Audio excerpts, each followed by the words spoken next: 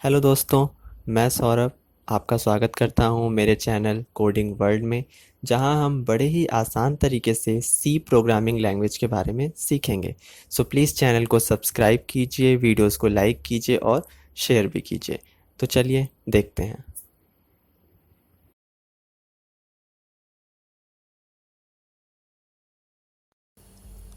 Hello friends, तो आज हम आर्मस्ट्रॉन्ग नंबर चेक करने का प्रोग्राम बनाएंगे। तो चलिए प्रोग्राम को शुरू करते हैं।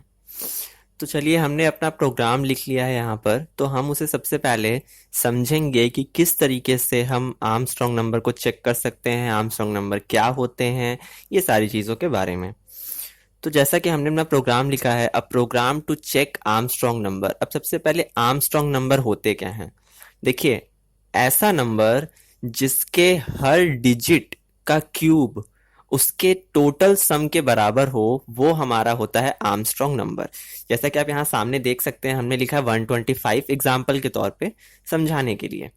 तो 125 एक नंबर है, ठीक है। इसके अंदर कितने डिजिट हैं?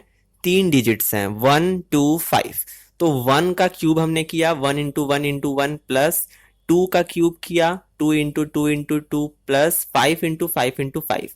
अब इन तीनों नंबर्स के क्यूब का सम, अगर सम करने पे हमें 125 वापस से मिल जाता है, तो इसका मतलब कि ये जो नंबर है वो आर्मस्ट्रॉन्ग है।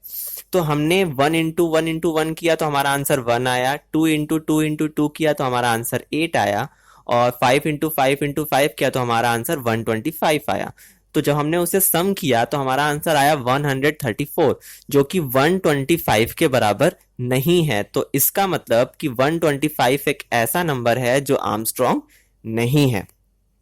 तो आर्मस्ट्रॉन्ग नंबर क्या होते हैं? जिनके हर डिजिट का क्यूब का सम उसके टोटल नंबर के बराबर हो, तो वो कहलाते हैं हमारे आर्मस्ट्रॉन्ग नंबर्स। तो ये था हमारा आर्मस्ट्रॉन्ग नंबर क्या होता है। तो अब उसे चेक करने के लिए हमने यहाँ पे अपना प्रोग्राम लिख लिया है, जिसे हम समझेंगे पहले कि किस तरीके से हम एक आर्मस्ट्रॉन्ग नंबर को चेक करने का प्रोग्राम बना सकते हैं। तो चलिए प्रोग्राम देख लेते हैं। सबसे पहले वेरिएबल्स की जरूरत कितनी पड़ेगी? तो वेरिएबल हमारे पास पहले n एक वेरिएबल है जो कि यूजर से नंबर लेगा, यानी कि जैसे 125 हमने लिया था, उसी तरीके से यूजर एक नंबर देगा, तो वो n नाम के वेरिएबल में जाएगा। उसके बाद कॉपी क्या है? कॉपी नाम का हमने एक वेरिएबल लिया है जो कि हमारे यूजर की दी गई डेटा को अपने पास स्टोर करके रखेगा। क्यों कॉपी इसलिए रख रहे हैं? ताकि जब n की वैल्यू लूप के अंदर जाएगी तो n की वैल्यू कट के 0 हो जाएगी, तो हम बाद में कंपेयर नहीं कर पाएंगे कि वो नंबर वापस आया या नहीं आया। तो इसलिए हमने एक्चुअल डेटा का कॉपी बना लिया है कॉपी नाम के वेरिएबल के अंदर।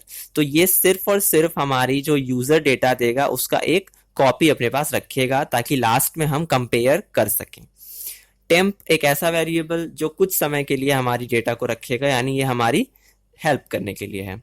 और आंसर, यानी कि जो कि आंसर रखेगा, यानी कि जो कैलकुलेट होगा क्यूब, उस डेटा को जो रखेगा वो होगा हमारा आंसर नाम का वेरिएबल। तो इस तरीके से हमने 4 वेरिएबल्स अपने काम में ले लिए हैं। तो चलिए देखते हैं। तो इंटर द नंबर हमारा पहले एक मैसेज स्कैनएफ फंक्शन के जरिए हमने एन नाम के वेरिएबल में एक डेटा रख ली। तो अब हम उसमें एक डेटा दे देते हैं, ठीक है।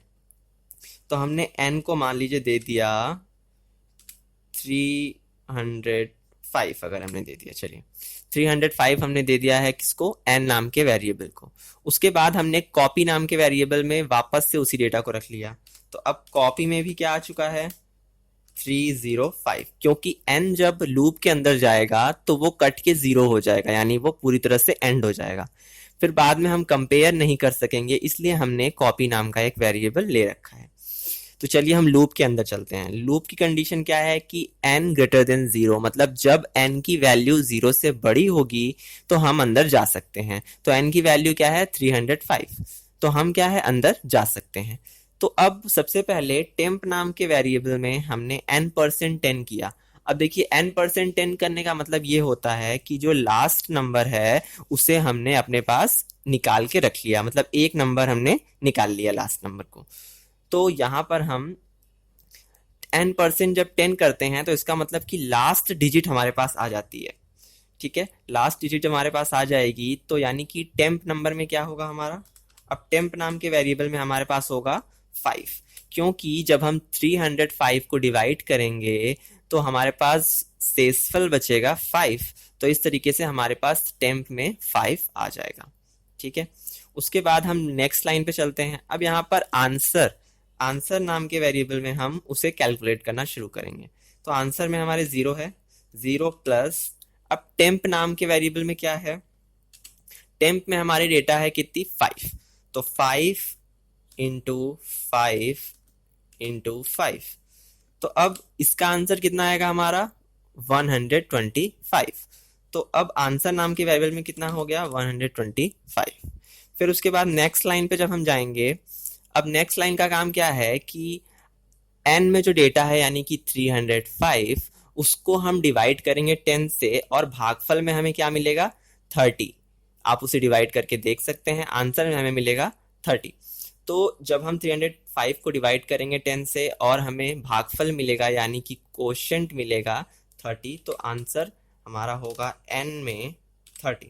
तो n नाम के वेरिएबल में अब हमारा 30 आ चुका है।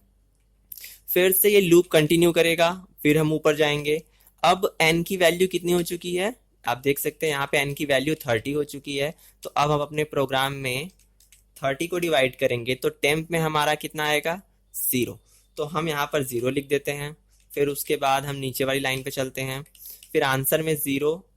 अब यहाँ पर हमारा आंसर आ चुका है 125 और टेम्प की वैल्यू कितनी है 0, तो हम 0 0 और 0 करेंगे तो आंसर क्या आएगा हमारा 125 ही, क्योंकि 0 में 0 का इंटू करेंगे या प्लस भी करेंगे तो आंसर कुछ नहीं आने वाला, तो इसलिए हमने यहाँ पर 125 ही लिखा। अभी भी हमारे आंसर नाम के वेरिएबल में 125 ही है।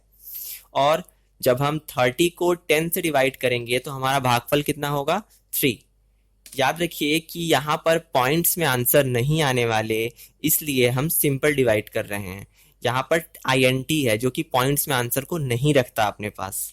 उसके बाद अब n की वैल्यू हमारे पास क्या है 3। फिर हम प्रोग्राम में जब वापस जाएंगे तो while की कंडीशन अभी भी ट्रू है क्योंकि n 0 से बड़ा है। फिर जब हम एक सिंगल डिजिट को %10 करते हैं तो वही सिंगल डिजिट वापस से रिटर्न हो जाती है। तो हमारे पास टेम्प में क्या आ जाएगा 3। फिर अब हम नीचे वाली लाइन में चलते हैं। अब हमारे पास आंसर नाम के वेरिएबल में 125 ही है क्योंकि 0 का कोई अंतर नहीं हुआ।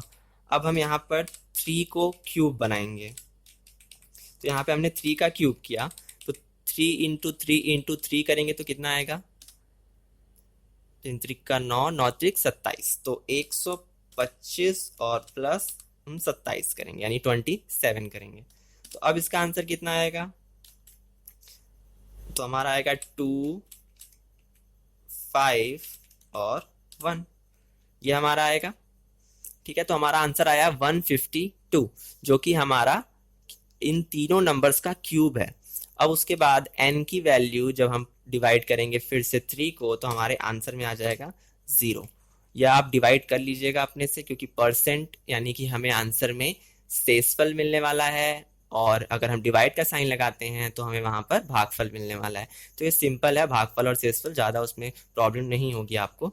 और बस मेन चीज इसमें थी कि यहाँ पर जो हमें क्यूब बनाना था तीनों नंबर्स का, तो हम क्यूब बनाते चले जा रहे हैं। तो हमारे आंसर में कितना आया 152, यानी कि अब हमारे आंसर नाम का वेरिएबल का डेटा है 152। अब n की वैल्यू कितनी हो चुकी है 0। जब n की वैल्यू आप देख सकते हैं यहाँ पे 0 हो चुकी है, फिर अब हम वापस आएंगे इफ कंडीशन के पास नीचे, क्योंकि अब लूप के अंदर हम नहीं जा सकते क्योंकि n की वैल्यू 0 से बड़ी तो है नहीं, तो इसका मतलब हमें नीचे आना होगा। जब हम नीचे आएंगे तो अब इफ कॉपी नाम के वेरिएबल में क्या है 305, यानी कि अब कॉपी यानी कि 305 अगर बराबर है किसके 152 के, अगर ये 152 के बराबर है तो आर्मस्ट्रॉन्ग है। तो ये कंडीशन हो गई फॉल्स क्योंकि 305 152 के इक्वल नहीं है, तो इसका मतलब ये नंबर आर्मस्ट्रॉन्ग नहीं है। तो इसका मतलब जाएगा एल्स कंडीशन में और क्या प्रिंट करेगा नॉट आर्मस्ट्रॉन्ग नंबर, मतलब ये नंबर जो है वो आर्मस्ट्रॉन्ग नहीं है। तो इस तरीके से हमने अपना आर्मस्ट्रॉन्ग नंबर चेक कर लिया। बस आपको समझने वाली लाइन है ये कि हमें 10 से % से डिवाइड किया जिससे कि हमें लास्ट डिजिट मिल सके। ठीक है, यहाँ पर आपको पॉइंट में डिवाइड नहीं करना है, यहाँ पर सिर्फ और सिर्फ INT यानी डेसिमल नंबर में डिवाइड होना चाहिए। डिवाइड करते चले जाएंगे और फिर उसका हमने यहाँ पर क्यूब कर लिया। क्यूब करने के बाद हमने उसे सम भी किया और लास्ट में हमने उसे यूजर से दी गई वैल्यू के कंपेयर किया कि अगर वो दोनों बराबर होते हैं तो वो आर्मस्ट्रॉन्ग है, अदरवाइज आर्मस्ट्रॉन्ग नहीं है। तो हमारा प्रोग्राम यहाँ पर खत्म होता है। अब हम चलते हैं अपने टर्बो C++ में और वहां पे इसे रन करके देखते हैं। तो चलिए, तो हमने अपना कंपाइलर ओपन कर लिया है और अपनी हेडर फाइल के साथ साथ मेन फंक्शन भी डिक्लेयर कर लिया है। तो चलिए हम अपने वेरिएबल्स को डिक्लेयर करते हैं। जो वेरिएबल हमने अभी देखे वही सब वेरिएबल्स। एन यूजर के लिए सी नाम का वो वेरिएबल है जिसमें हम कॉपी करेंगे, ठीक है, शॉर्ट फॉर्म में लिया है ताकि ज़्यादा हमें लिखना ना पड़े। और टेम्प हम लेंगे जो हमारा टेम्परेरी वेरिएबल होगा, और हम एक वेरिएबल लेंगे आर नाम का जो कि रिजल्ट होगा, ठीक है।